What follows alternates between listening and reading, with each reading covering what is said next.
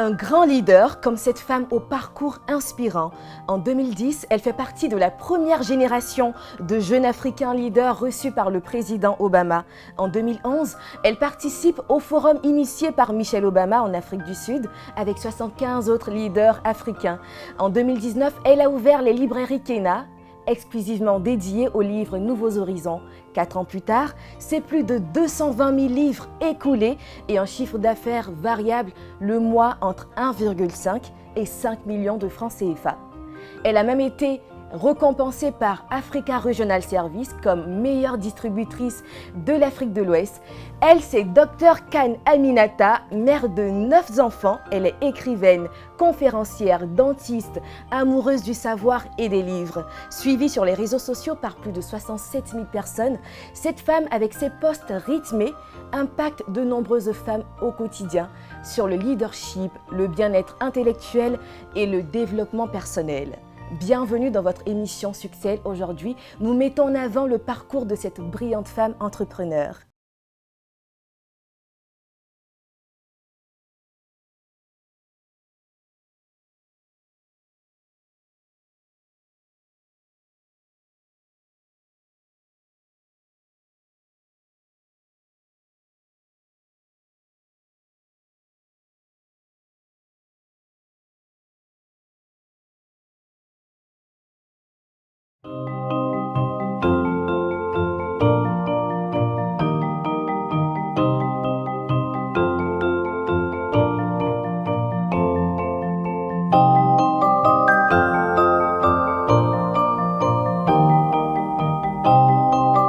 Je vous souhaite la bienvenue au sein de la ville à Cannes qui abrite la librairie Kenna et bien sûr le centre d'éveil à la lecture ici on lit, ensuite on joue et notre espace adulte. Je vous invite à me suivre.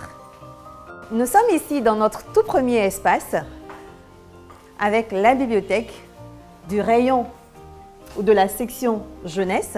On a des livres, on a des romans, on a des bandes dessinées et ici nous faisons l'éveil à la lecture à partir de 0 ans.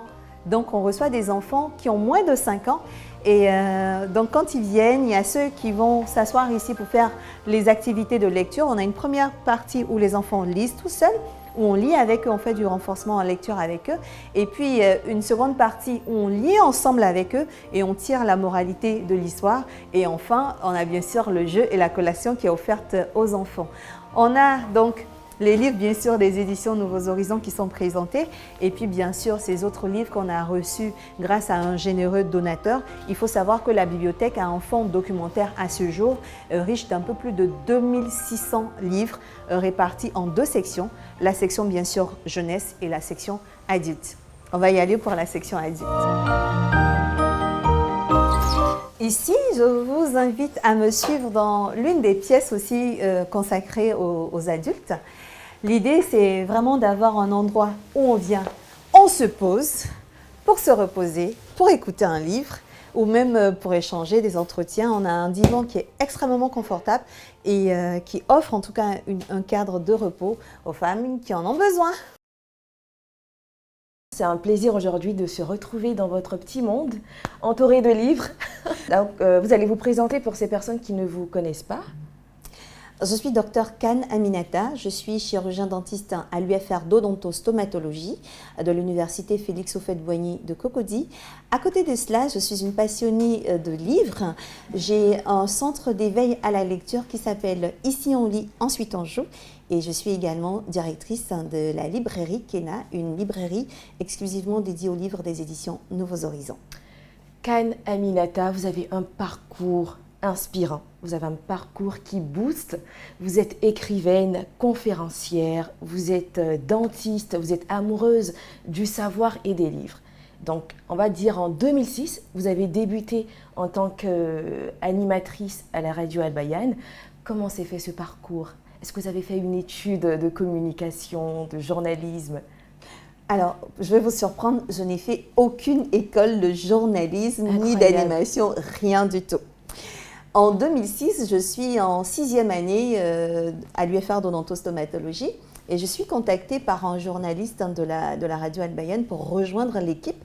L'idée, c'était justement qu'en tant que musulmans, que nous puissions apporter notre pierre à l'édifice. Et donc, c'est comme ça que je suis contactée, que je rejoins la radio Al-Bayan. Mais il faut savoir que déjà, j'ai un background qui est celui de conférencière. J'ai commencé mes conférences en classe de seconde. Incroyable. Je commençais mes conférences en classe de seconde.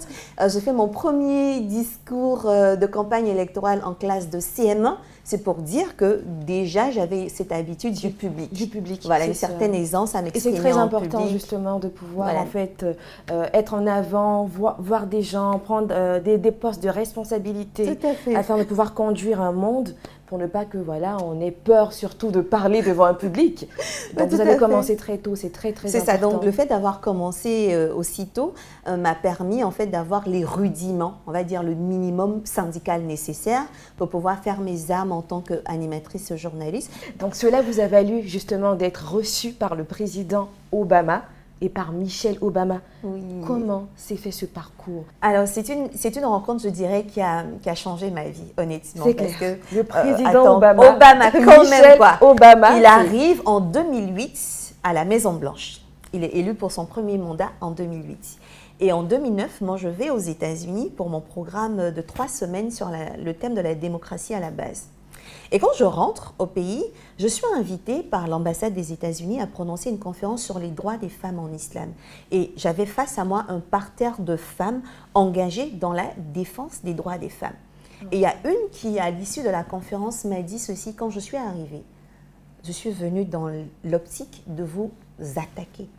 Parce que cette religion que nous connaissons, qu'est l'islam, n'est pas celle que vous nous avez décrite. Donc, quand je prononce cette conférence, ça paraît dans la presse américaine notamment.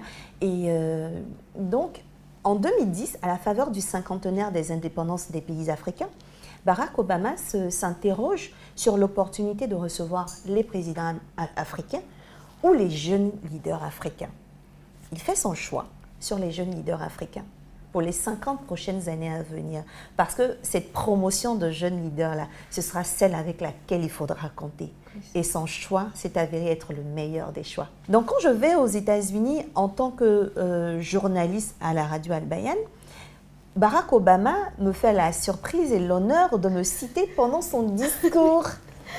Et ça, vraiment, j'ai ressenti énormément de fierté. Vous avez vraiment un parcours inspirant et votre amour avec les livres, c'est clair que vous avez commencé en fait cet univers des livres dès le bas âge. Comment s'est passé le déclic avec les livres? Mon père décède quand j'ai 6 ans. Nous sommes en 1988. Et moins de 5 mois après, je suis séparée de ma mère pour rejoindre des familles d'accueil à Kossou. C'est une 40aine de kilomètres de Yamoussoukro. Et on parle d'une petite fille de 6 ans extravertie qui a plein d'amis, qui est un peu comme la mère M-A-I-R-E du quartier, qui a fait un djamé, qui se promène, qu'on va tout le temps chercher. Moi aussi, oui, parce que j'adorais me promener avec mes amis. Et quand je regarde mon environnement, ce que j'ai à portée de main, ce sont des livres. Donc, je me mets à lire de façon avide. Les livres, je les dévore, je les lis, jusqu'en classe de CM1. Et mon maître de CM1, que j'adore, maître Conan Barthélémy, qui m'invite à me présenter parce que j'étais première de classe. Et donc, quand il m'invite à me présenter aux élections, je fais mon premier discours dans ma classe. Et donc, je titube sur certains mots et lui, il m'aide. Et ensuite, je fais tout le tour de toutes les classes. Et je finis par la classe de CM2. Et je suis élue, voilà, tout simplement parce que j'ai fait le meilleur discours. On m'a dit, on a voté pour toi tout simplement parce que tu t'exprimes bien. Mais je suis le fruit de mes lectures. Quand je parle, je ne m'en rends pas compte à cette époque-là. Et du coup, en fait, cet amour pour les livres vous ont conduit, on va dire, à un centre d'éveil pour les enfants. Tout à fait. Est-ce qu'il y avait vraiment une problématique? Il y avait des objectifs à atteindre avec ce centre d'éveil? Oui, il y en avait. La première problématique, elle est personnelle. J'ai mon fils numéro 3. Quand il arrive en classe de CE2, le maître d'alors instaure des cours de renforcement en lecture.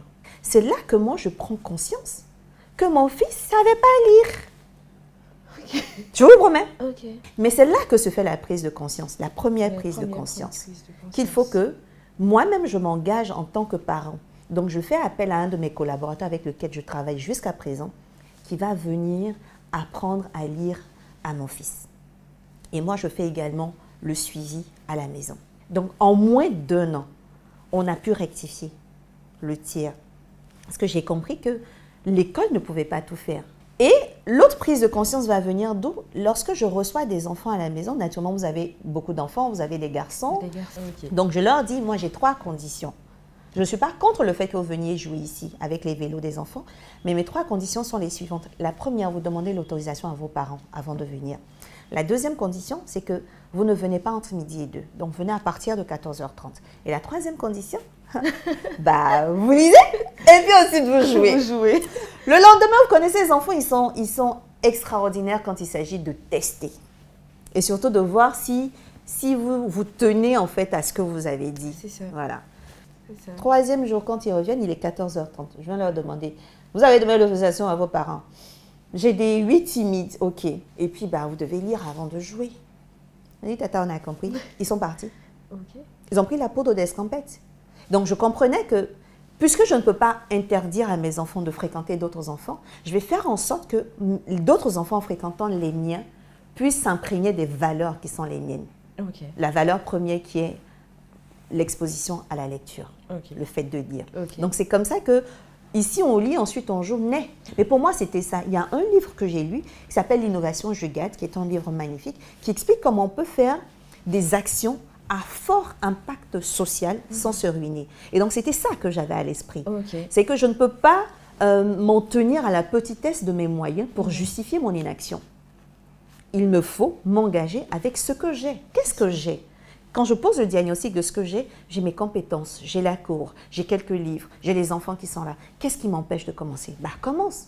Commence et je crée une page Facebook, je partage mes résumés de lecture avec les internautes, mais surtout mes résumés d'échange avec les enfants. Avec les enfants. Et comme le principe, c'est que les enfants viennent pour jouer, sauf que la condition, c'est de lire. C'est de lire. Ce qu'on fait, c'est que quand les enfants ne savent pas lire, on fait du renforcement en lecture avec eux. Et c'est comme ça qu'on a commencé un programme d'alphabétisation pour les nounous qui accompagnaient les enfants. Et l'idée, c'était que justement, quand l'enfant savait lire, qu'à la maison, l'enfant devienne le professeur de sa nounou. De sa nounou. Donc, ils ont un moment de qualité à la maison. Important. Et j'ai envie de demander, est-ce qu'aujourd'hui, il y a de bons retours des parents? J'ai énormément de retours positifs, pour ne pas dire que de retours positifs des parents. Donc, en termes de temps de lecture, j'ai eu ces améliorations-là. Donc, des enfants qui lisent beaucoup, qui font des résumés de lecture, qui améliorent leurs compétences en lecture, qui améliorent également leurs résultats scolaires.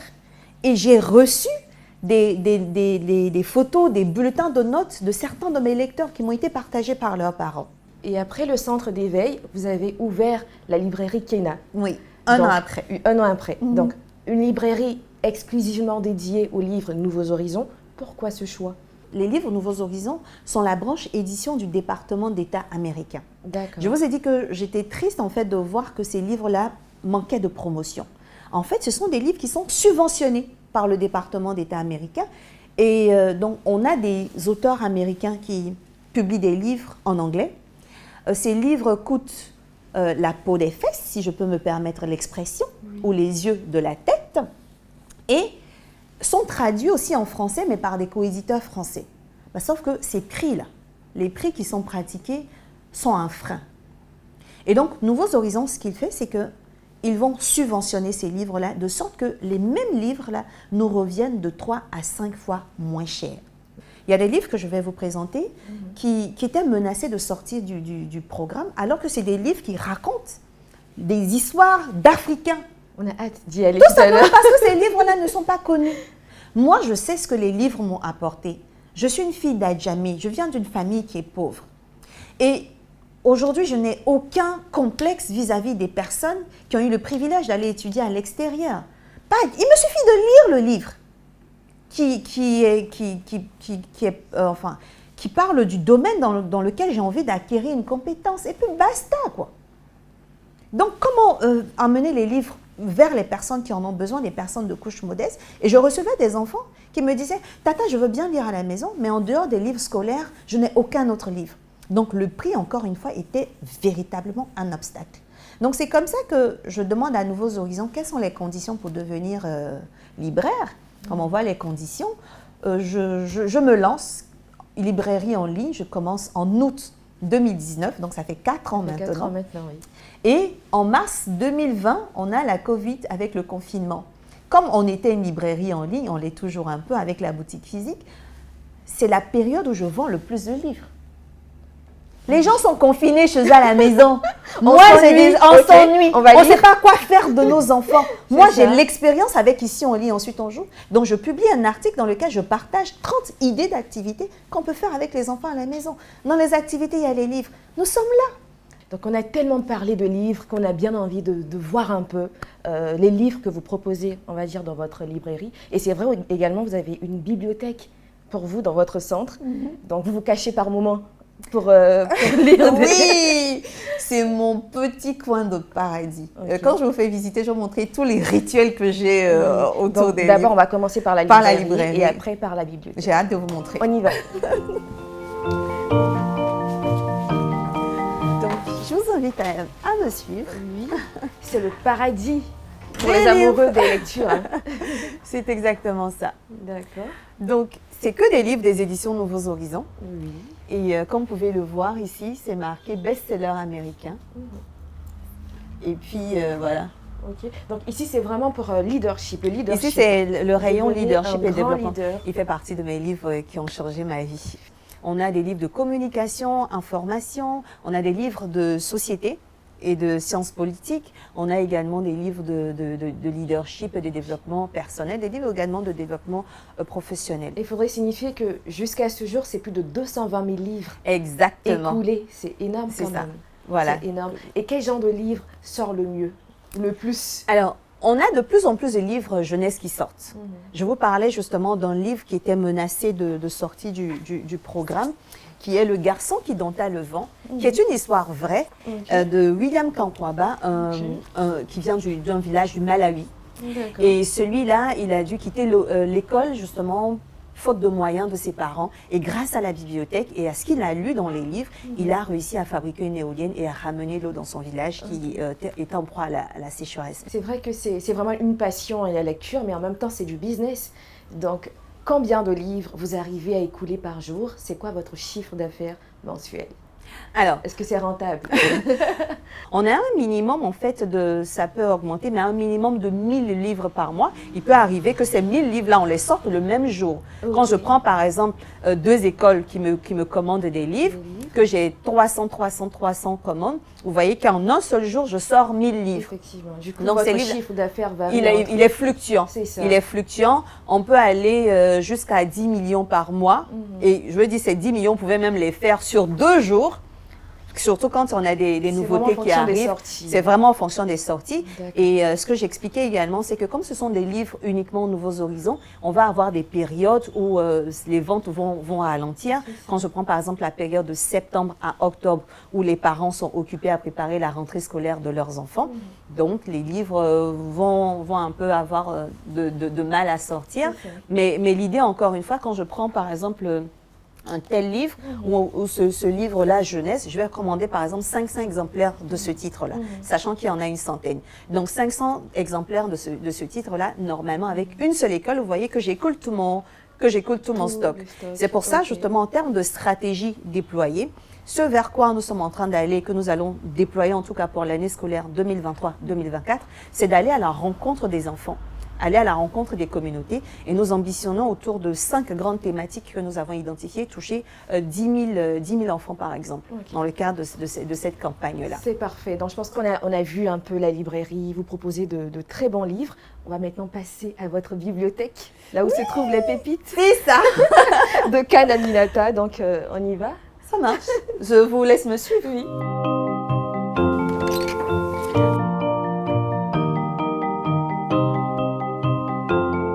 C'est magnifique. Merci. Votre univers, votre bibliothèque.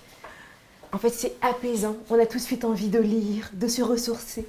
Passer c'est l'esprit en tout cas, là, de venir vers la bibliothèque, de tirer un livre, de voilà, justement de promener ses doigts sur les différents titres. Je choisis lequel pour ce jour. J'ai bien envie de vous demander, c'est qui vos auteurs préférés? Comme vous pouvez le voir, c'est d'abord les livres Nouveaux Horizons. D'accord. C'est d'abord les livres Nouveaux Horizons. Donc, j'ai tout ce rayon-là, jusqu'ici, qui est consacré aux livres Nouveaux Horizons. Oui. Et je vous disais, il y en a particulièrement qui ont changé ma vie. Le premier, je l'ai ici sur le bureau, c'est Petit éloge de la responsabilité. D'accord. Justement, qui est au menu des activités de mon club de lecture. Le deuxième livre que j'ai lu, c'est Comment développer son leadership de Ken Blanchard. En fait, Ken Blanchard a ceci d'extraordinaire de présenter le leadership comme le fait de se mettre au service des autres. Et vous savez, c'est aussi difficile hein, pour des personnes de se mettre en fait à la lecture. C'est quoi les astuces? La première des choses, c'est que vous devez être au clair avec votre vision. Qu'est-ce que je veux? Personnellement, quand je lis, j'apprends. Et c'est quand j'apprends que je me détends. Donc, lire, pour moi, n'est plus contraignant. Ça, c'est la première des choses. Donc, quelle est votre vision? Où est-ce que vous voyez dans 5 ans, dans 10 ans? Vous savez que vous ne pouvez pas vous développer, vous ne pouvez pas vous améliorer si vous n'apprenez pas. Et ce que vous cherchez à apprendre se trouve dans un livre. Donc, le fait de le savoir fait que vous avez un rapport, non pas de contrainte, mais vous voyez le livre comme cet outil-là dans lequel vous allez investir. J'ai envie de demander, vous pensez quoi des audiobooks? Les audiobooks, je les aime également. Okay. Je les aime également. Pourquoi? Parce que moi, je les ai découverts dans un contexte où j'étais malade des yeux et j'avais une hypersensibilité à la lumière. Donc, je ne supportais pas d'être dans la lumière et donc je n'arrivais pas à lire. Donc, c'est là que je découvre les audiobooks. Donc, pour moi, ils sont les bienvenus, par exemple, pour les personnes qui ne lisent pas forcément le braille, qui ne savent pas lire le braille, les personnes aveugles ou les personnes avec une baisse de leur acuité visuelle. Donc, ça a aussi son importance. Donc, voilà, j'ai envie de demander aussi comment faire en fait un bon résumé de lecture. Parce qu'il ne suffit pas de lire pour lire, il faut faire en fait des résumés. Qu'est-ce qu'on comprend de ce livre-là? C'est quoi les leçons apprises? Tout à fait. Comment en fait arriver à... Moi, la question que je me pose en général, lorsque je lis un livre, c'est qu'est-ce que j'ai appris du livre et comment est-ce que je compte mettre en pratique ce que j'ai appris? Okay. Et ces deux questions, on les retrouve sur la fiche de lecture que j'ai élaborée, par exemple, pour les enfants. Ça vous permet, en fait, vous, de synthétiser, de sortir la quintessence de ce que vous avez lu. Donc, quand je réponds à ces deux questions, ça me permet, moi, de pouvoir faire un résumé du livre. Mais quand je fais le résumé du livre, en réalité, c'est une technique d'auto-évaluation pour savoir si j'ai bien compris le livre. Vous êtes aussi maman de 9 enfants. Regardez cette femme, s'il vous plaît. Cette femme, elle est mère de 9 enfants, c'est incroyable. Et comment vous arrivez à éduquer toute, on va dire, cette équipe de football autour aussi de la lecture? Parce que alors, je vous ai dit que numéro 3 ne savait pas lire en classe de CE2. Oui. Donc, avec tous les autres, j'ai rattrapé. De sorte que la petite dernière qui a 2 ans, bien avant même ses 2 ans, son premier réflexe, quand elle arrive à la librairie ou à la bibliothèque, c'est de tirer un livre. Elle le prend, elle le sort, elle le feuillette et puis elle s'applaudit. Bravo. Donc, si vous regardez cette scène que j'ai décrite, ça vous donne une idée de comment est-ce que je procède avec les enfants. Okay. Donc, la première des choses, c'est les entourer de livres. Et par la grâce de Dieu, tous mes enfants sont des lecteurs. Il faudrait dire, Dr Khan Aminata, vous avez un parcours inspirant. Merci. Et au travers même de vos posts assez rythmés sur les réseaux sociaux, vous impactez de nombreuses vies, je vais dire de nombreuses femmes. Et c'est quel genre de témoignages vous recevez quotidiennement? Ils sont magnifiques, les témoignages, et très, très émouvants. Il y a un témoignage d'une dame là qui me vient tout de suite à l'esprit, qui m'a dit, imaginez dans un contexte où sa fille souffre d'un cancer des os. Elle a subi une chimiothérapie, une première intervention chirurgicale et ça va. Et elle vient à Abidjan, mais il y a une crise et la dame, elle est obligée de repartir dans le pays où la petite s'est fait opérer pour se faire opérer de nouveau. Elle dit, il est 2 heures du matin, quand elle lit mon texte, une prière du cœur, dans laquelle je dis, oui Seigneur, il arrive que tout va bien, et on se dit que là, on va souffler, et puis là, tu envoies quelque chose encore, mais Seigneur, je m'en tiens à toi. Et elle m'a dit que ces mots-là sont devenus les siens dans ce contexte-là. Et ça, j'ai reçu plusieurs témoignages dans ce sens-là, de gens qui m'ont dit, qu'ils ont failli se suicider. Et que c'est grâce à mes textes qu'ils n'ont pas franchi le pas. Et puis, aussi ceux qui m'ont dit, grâce à mes textes, ils ont renoué avec la prière. Des femmes qui m'ont dit, grâce à tes textes, j'ai commencé à prendre soin de moi. Donc, prendre soin de soi, prendre conscience de soi, avoir confiance en soi et célébrer ces petites victoires, c'est ce que je m'emploie à partager. J'ai été vraiment heureuse lorsque, lors de la cérémonie des Awards de la presse numérique, j'ai reçu le prix spécial du jury, justement, du fait de mes actions en faveur des femmes et des enfants. Et puis aussi le prix de l'influenceur web de l'année. Oui, vous influencez, vous impactez positivement. Et pour moi, c'est une gratification, mais aussi une invitation à persévérer et à ne pas oublier qu'il ne s'agit pas de soi. Il ne s'agit pas de soi-même d'être mise en lumière, mais c'est toutes les personnes dont on porte la voix, toutes ces personnes dont on ressent les émotions et pour lesquelles on arrive à mettre des mots adéquats sur les émotions et de leur dire que l'espoir est permis, on n'a qu'une vie. Profitant de cette vie, faisant en sorte qu'elle soit paisible. C'est quoi, en fait, vos objectifs aussi pour la suite de vos activités avec le centre d'éveil, la librairie, vos activités, on va dire, personnelles? C'est quoi, en fait, vous voyez dans 1 à 2 ans, dans 10 ans, qu'est-ce que vous voulez construire ou laisser à ce monde?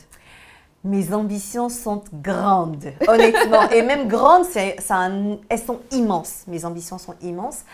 Déjà, à moyen terme, je compte faire une école. Une école où justement le livre est au centre de l'apprentissage. C'est un support pédagogique autour duquel on fait une pléthore d'activités et où ils viennent faire des activités qui sont génératrices de plaisir chez eux. Donc les enfants vont commencer, on va dire, l'école normale à partir de 7-8 ans, mais plus 7 ans. Mais entre 0 et 7 ans, ce sera vraiment pour s'amuser, apprendre à lire sans se prendre la tête. Mais bien sûr, développer encore une fois derrière il y aura un espace pour la librairie. Oui, la librairie à court et moyen terme et même à long terme, nous cherchons en fait à nous étendre non seulement au niveau du territoire national, mais également au niveau de la sous-région. Je ne me cache pas mes ambitions. C'est vrai que j'ai été reconnue par les bureaux américains de Paris comme la meilleure distributrice en Afrique de l'Ouest, mais je veux être la distributrice exclusive pour l'Afrique de l'Ouest. C'est ça. Donc, multiplier par 10 les chiffres actuels. C'est ça. Et nous, tout simplement, on vous souhaite bon vent dans vos activités. Merci. Continuez d'inspirer, d'impacter. Vous savez, le but, en fait, de notre émission Succès, c'est d'inspirer des femmes entrepreneurs. Vous avez un parcours assez boostant. Dans quel mot de fin vous pourrez, en fait, donner à ces femmes entrepreneurs qui peinent à décoller une activité, des femmes qui sont complexées, des femmes, en fait, qui n'arrivent pas, en fait, à poser le pas? Elles sont là. Quels conseils vous pourrez leur donner? Il y a 2 conseils que je voudrais vous donner. Le premier me vient du livre, mon livre « Petit éloge de la responsabilité », dans lequel on peut lire « Dans une avalanche, aucun flocon ne se sent responsable ». Prenez la responsabilité de votre vie. Et le second conseil, c'est un cadre que j'ai mis au-dessus du miroir qui est dans mon bureau. « Whatever you do, do it with love ». Quoi que vous fassiez, faites-le avec amour. Et cela commence par vous regarder avec beaucoup d'amour. Faites cet exercice et vous m'en direz des nouvelles. Merci beaucoup, Dr Kane Aminata. On a passé un extraordinaire moment rempli de pertinence, de sagesse.